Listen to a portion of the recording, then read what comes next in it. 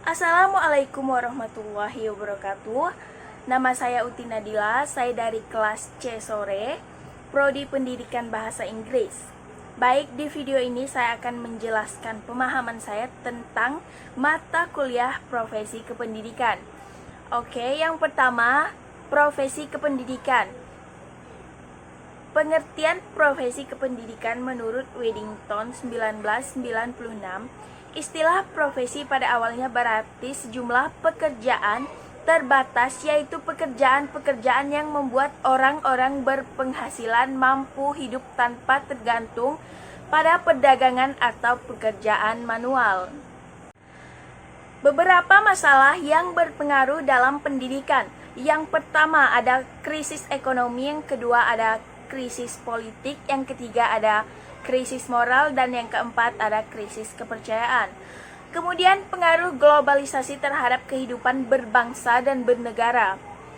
Pengertian globalisasi. Istilah globalisasi berhubungan dengan peningkatan saling keterkaitan antar bangsa dan antar manusia di seluruh dunia melalui perdagangan, investasi, perjalanan, budaya populer, dan bentuk-bentuk interaksi lain. Menurut asal katanya, kata globalisasi diambil dari kata globe. Pengaruh globalisasi di bidang lingkungan hidup. Di seluruh dunia, baik negara kaya maupun miskin, semua memiliki ketergantungan, dan ketergantungan itu semakin tinggi di antara yang satu dengan yang lain. Mereka menghadapi suatu masalah yang skalanya semakin global, dan masalah lingkungan adalah contoh mutakhir dalam ini. Globalisasi dalam tingkat konsumsi yang tinggi atau depresi ekonomi telah mengakibatkan masalah lingkungan, merosotnya kualitas dan kuantitas sumber daya alam, serta meningkatnya polusi adalah contoh konkret yang terjadi. Dalam jangka waktu yang panjang, globalisasi hanya bisa sukses jika bisa membawa kesejahteraan ekonomi bagi semua umat manusia tanpa menyebabkan kerusakan lingkungan. Selanjutnya, pengaruh globalisasi di bidang ekonomi. Pengaruh globalisasi di bidang ekonomi adalah gencarnya perusahaan-perusahaan multinasional mendirikan pabrik dan kantor-kantor cabangnya di negara lain. Produk luar negeri masuk ke pasar-pasar suatu negara, sehingga produk dalam negeri kalah bersaing. Globalisasi perekonomian itu sendiri merupakan suatu proses kegiatan ekonomi dan perdagangan di mana negara-negara di seluruh dunia menjadi satu kekuatan pasar yang semakin terintegrasi dengan tanpa rintangan batas teritorial negara. Akibat adanya globalisasi mengharuskan penghapusan seluruh batasan dan hambatan terhadap arus modal, barang, dan jasa. Selanjutnya, pengaruh globalisasi di bidang sosial budaya. Globalisasi merupakan kenyataan hidup dan kesadaran bagi setiap manusia. Globalisasi telah menimbulkan gaya hidup baru yang tampak dengan jelas, yaitu di kota-kota besar, dan semakin merasuki kehidupan-kehidupan yang dulunya terisolasi.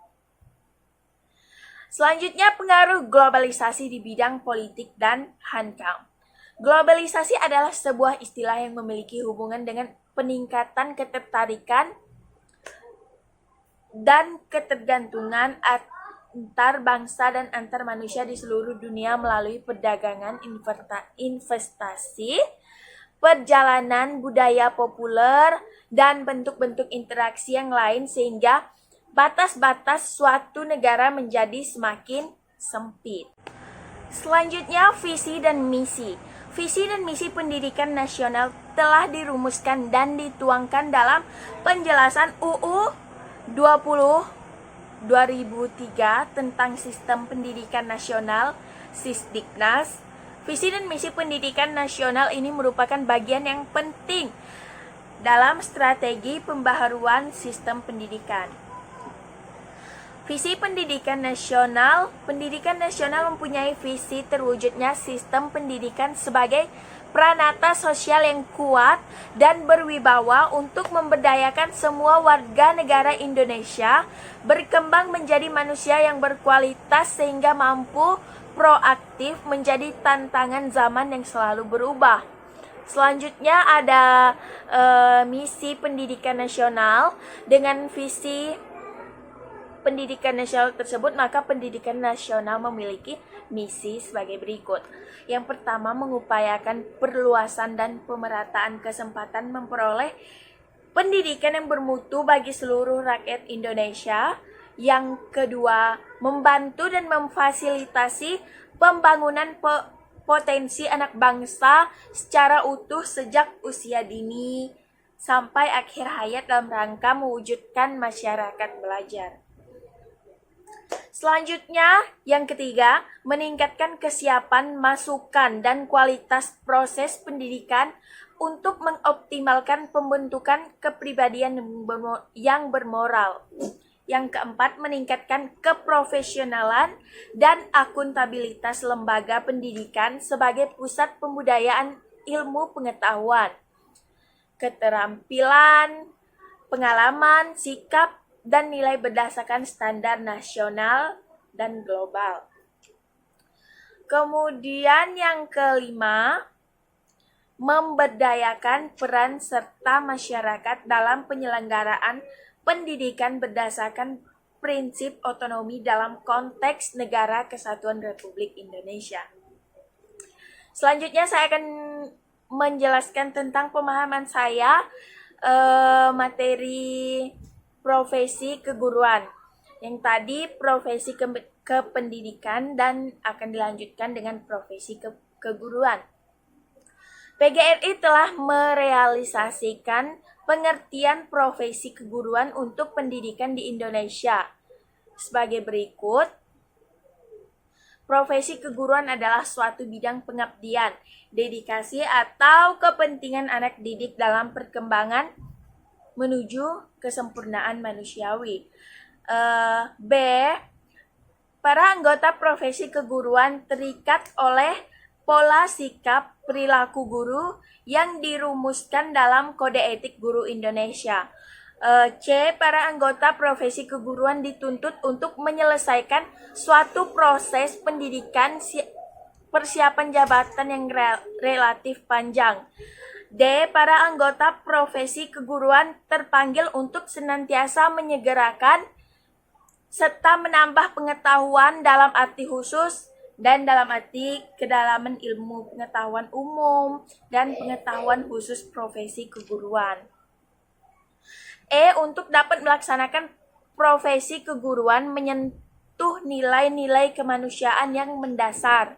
Dan selanjutnya F. Para anggota profesi keguruan perlu memiliki sikap bahwa jaminan tentang hak-hak profesional harus seimbang merupakan imbalan dari profesi profesionalnya.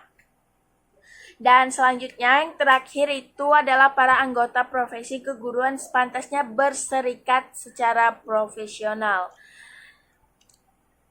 Dan selanjutnya ada kode etik guru. Jadi guru berbakti membimbing anak didik seutuhnya untuk membentuk manusia pembangunan yang berpancasila.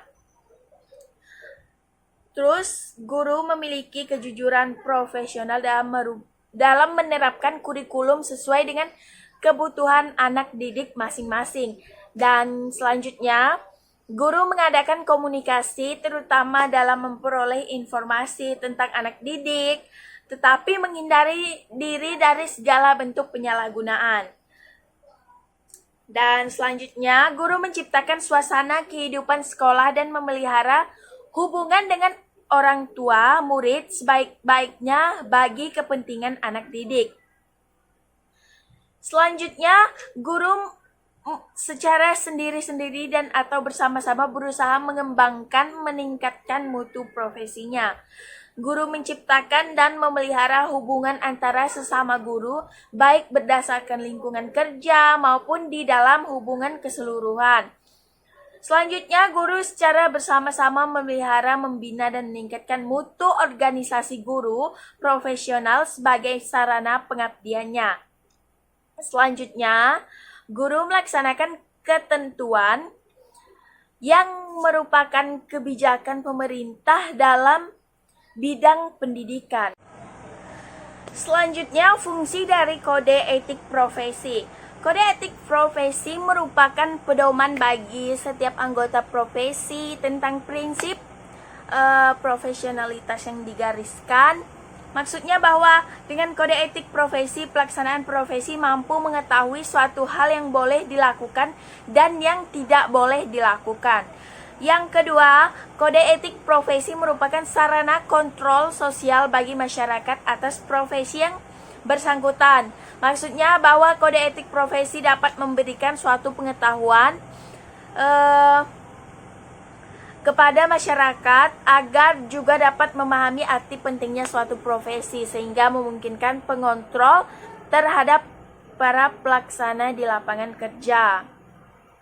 Maksudnya kalangan sosial. Dan yang ketiga, kode etik profesi mencegah campur tangan pihak di luar organisasi profesi tentang hubungan etika dalam keanggotaan profesi. Arti tersebut dapat dijelaskan bahwa para pelaksana profesi pada suatu instansi atau perusahaan yang lain tidak boleh mencampuri pelaksanaan profesi lain instansi atau perusahaan. Tujuan kegiatan pengembangan profesi guru. Tujuan kegiatan pengembangan profesi guru adalah untuk meningkatkan mutu guru agar guru lebih profesional dalam pelaksanaan tugas dan tanggung jawabnya. Jadi, kegiatan tersebut bertujuan untuk memperbanyak guru yang profesional, bukan untuk mempercepat atau memperlambat kenaikan pangkat atau golongan. Selanjutnya, sebagai penghargaan kepada guru yang mampu meningkatkan mutu profesionalnya, diberikan penghargaan diantaranya dengan kenaikan pangkat atau golongannya. Dalam kaitannya dengan program bimbingan penulisan karya ilmiah, maka penulisan karya tulis ilmiah sendiri yang merupakan salah satu kegiatan pengembangan profesi guru. Bukanlah sebagai tujuan akhir, tetapi sebenarnya merupakan wahana untuk melaporkan kegiatan yang telah dilakukan guru untuk meningkatkan mutu pendidikan, khususnya pembelajaran di sekolah. Selanjutnya, kompetisi guru. Dalam kompetisi keguruan itu ada beberapa macam. Yang pertama itu ada kompetensi pedagogik. Kompetensi pedagogik guru adalah kemampuan atau keterampilan guru yang bisa mengelola suatu proses pembelajaran atau interaksi belajar mengajar dengan peserta didik. Setidaknya ada 7 aspek dalam kompetensi pedagogik yang harus dikuasai. Yang kedua ada kompetensi kepribadian. Kompetensi kepribadian berkaitan dengan karakter personal. Ada indikator yang mencerminkan kepribadian positif seseorang guru, yaitu supel, sabar, disiplin, jujur, rendah hati, berwibawa, santun, empati, ikhlas, berakhlak mulia, bertindak sesuai norma sosial dan hukum, dan lain-lain. Kepribadian positif wajib dimiliki seorang guru, karena para guru harus bisa jadi teladan bagi para siswanya.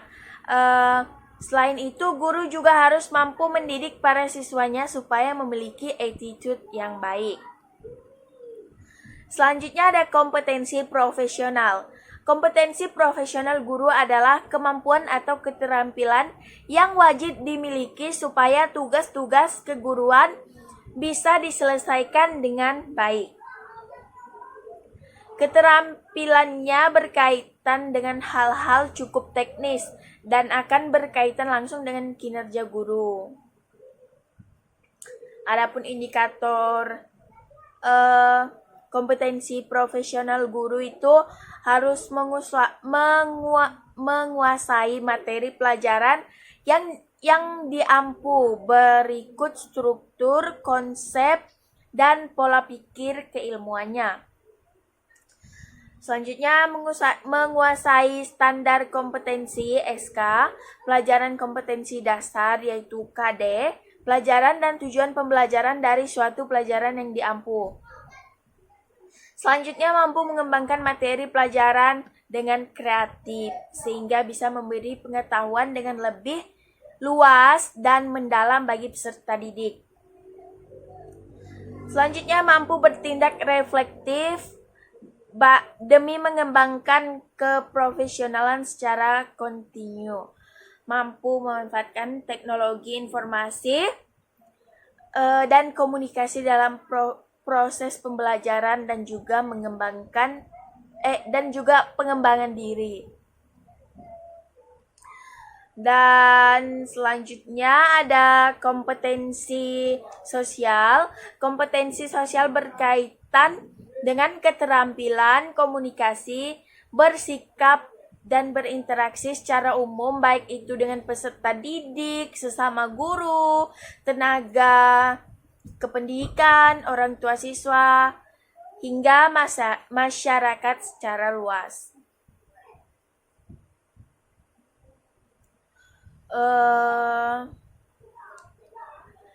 Selanjutnya, standar kompetensi keguruan. Standar kompetensi guru adalah beberapa indikator yang dapat dijadikan ukuran karakteristik guru yang dinilai kompeten secara profesional. Kompetensi guru merupakan perpaduan antara kemampuan personal, keilmuan, teknologi, sosial, dan spiritual yang secara menyeluruh membentuk kompetensi standar profesi guru yang mencakup penguasaan materi, pemahaman terhadap peserta didik, pembelajaran yang mendidik, pengembangan pribadi, dan profesionalisme. Selanjutnya, guru merupakan komponen paling utama dalam sistem pendidikan secara keseluruhan yang harus mendapatkan perhatian yang maksimal. Ya, figur ini akan mendapat sorotan strategis ketika berbicara masalah pendidikan, karena guru selalu terkait dengan komponen manapun dan sistem pendidikan. Guru mempunyai peran yang sangat strategis dalam upaya mewujudkan tujuan pembangunan nasional, khususnya di bidang pendidikan, sehingga perlu dikembangkan sebagai tenaga profesi yang bermartabat dan profesional. Selanjutnya itu harus ada tanggung jawab guru. Yang pertama itu tanggung jawab moral, dan yang kedua tanggung jawab dalam bidang pendidikan di sekolah, yang ketiga tanggung jawab bidang kemasyarakatan, yang keempat tanggung jawab dalam bidang keilmuan. Setelah ada tanggung jawab seorang guru, selanjutnya akan ada peran dan fungsi guru sebagai pendidik dan pengajar, sebagai anggota masyarakat, sebagai pemimpin, sebagai administrator, dan sebagai pengelola pembelajaran. Prinsip guru dalam UU Guru dan Dosen nomor 14 tahun 2005. Sebagai seorang guru profesional, ada prinsip-prinsip profesionalitas yang menjadi landasannya seperti yang tercantum dalam pasal 7 Undang-Undang nomor 14 tahun 2005 tentang guru dan dosen. Prinsip profesionalitas sebagai seorang guru yaitu yang pertama memiliki bakat, minat, panggilan jiwa, dan idealisme. Prinsip ini biasanya menjadi pemantik bagi guru untuk tidak malas mengajar. Terus yang kedua itu mempunyai komitmen dan untuk senantiasa meningkatkan mutu atau kualitas pendidikan, keimanan, ketakwaan, dan akhlak mulia peserta pendidiknya. Yang ketiga, prinsip ketiga adalah berkualifikasi akademik dan latar belakang pendidikan yang sesuai dengan bidang tugas diembannya. Dan yang keempat, mempunyai kompetensi yang diperlukan sesuai dengan bidang tugas yang diembannya, mencakup kompetensi personal, sosial, profesional, dan pedagogik. Yang prinsip kelima adalah bertanggung jawab atas pelaksanaan tugas keprofesionalannya. Prinsip berikutnya adalah mendapatkan penghasilan yang ditentukan sesuai dengan prestasi kerjanya. Yang ketujuh, berkesempatan dalam pengembangan keprofesionalan yang berkualitas dengan belajar sepanjang hayat. Selanjutnya, yang kedelapan, adanya jaminan dan perlindungan hukum bagi guru dalam pelaksanaan tugas keprofesionalannya.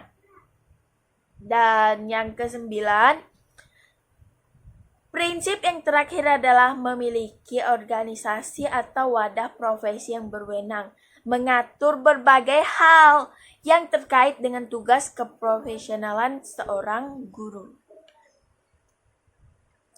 Demikianlah prinsip-prinsip personalitas seorang guru. Dalam pemberdayaan profesi guru diselenggarakan melalui pengembangan diri yang dilaksanakan secara demokratis, berkeadilan, tidak diskriminatif, dan berkelanjutan. Selanjutnya itu ada sertifikat guru atau sertifikasi. Pasti teman-teman sudah pernah mendengar sertifikasi. Jadi sertifikasi guru adalah proses pemberian sertifikat pendidik kepada guru. Sertifikat pendidik diberikan kepada guru yang telah memenuhi standar profesional guru.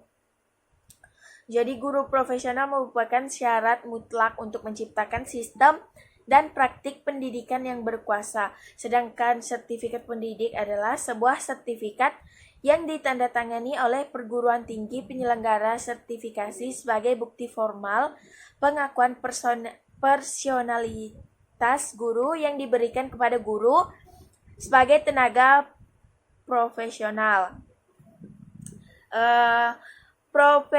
Profesional itu sertifikasi merupakan sarana atau instrumen untuk mencapai suatu tujuan, bukan tujuan itu sendiri.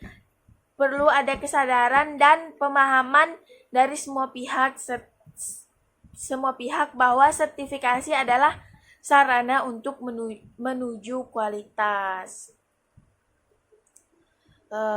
Dan yang terakhir, perubahan pendidikan dalam upaya meningkatkan SDM.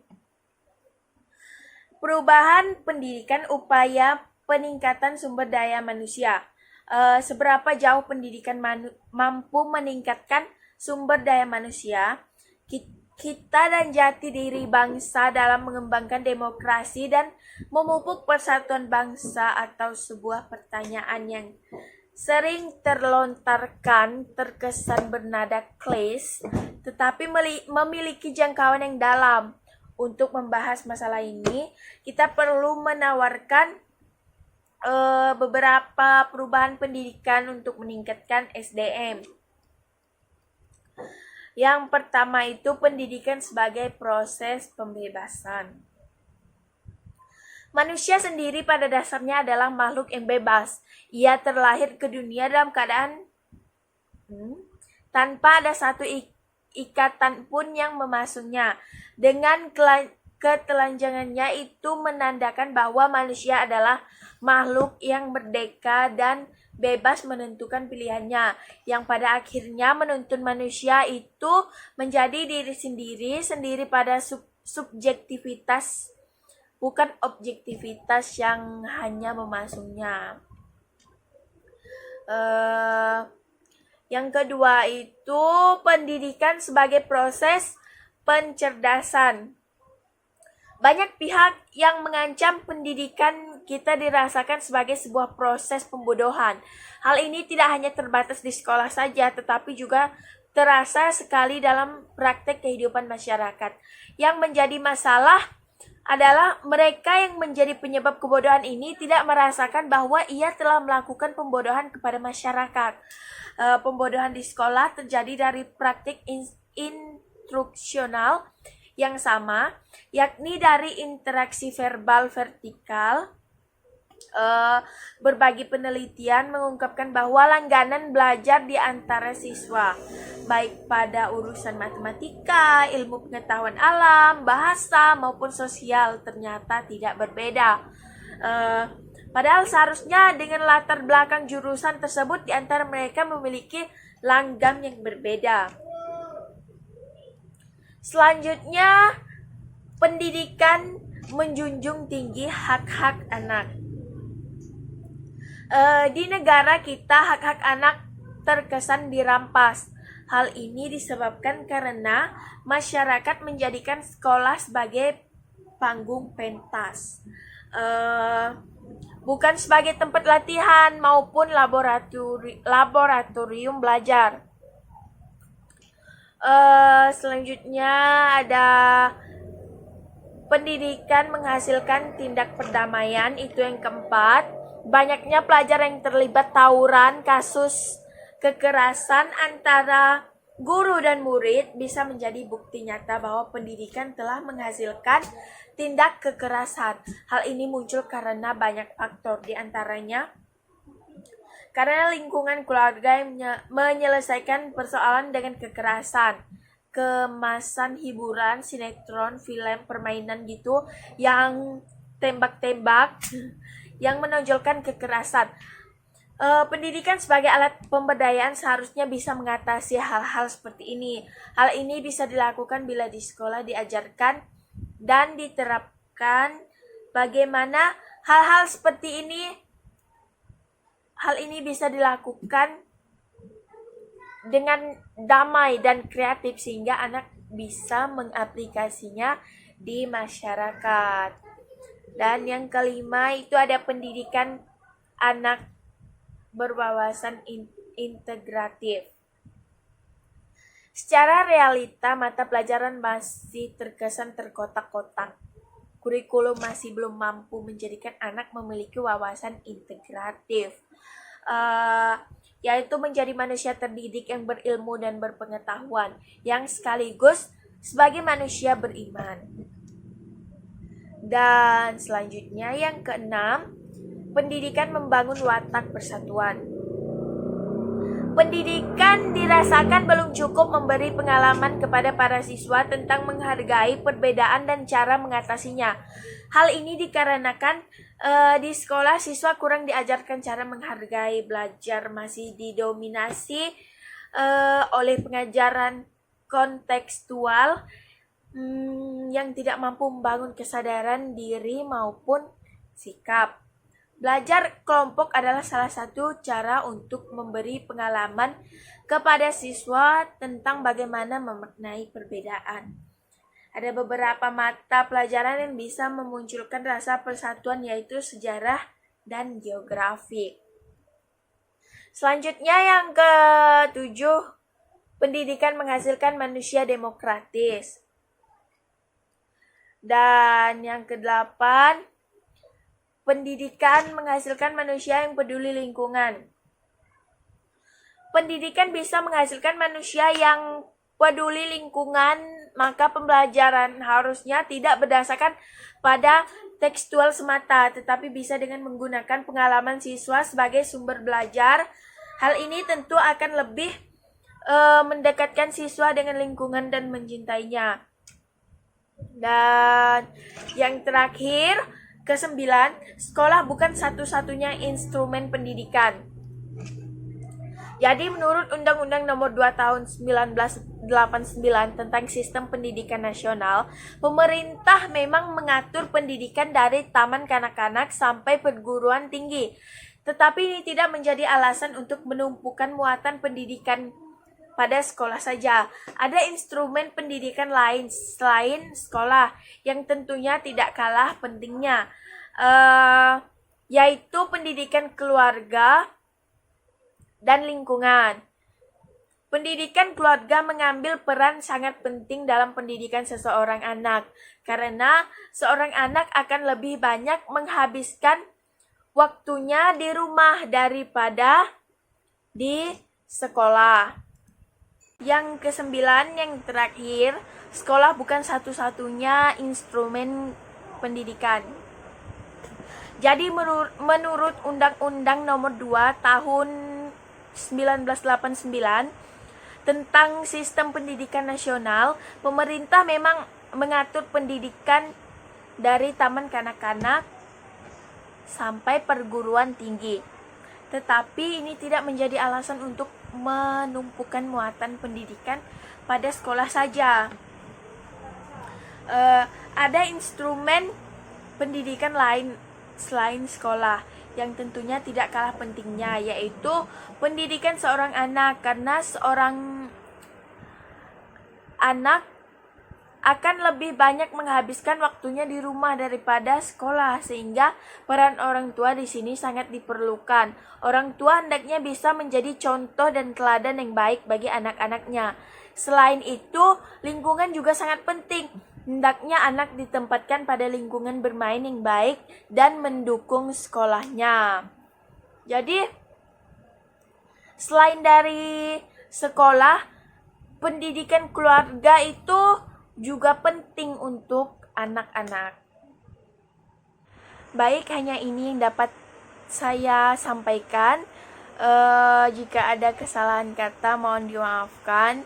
Terima kasih telah menonton video ini.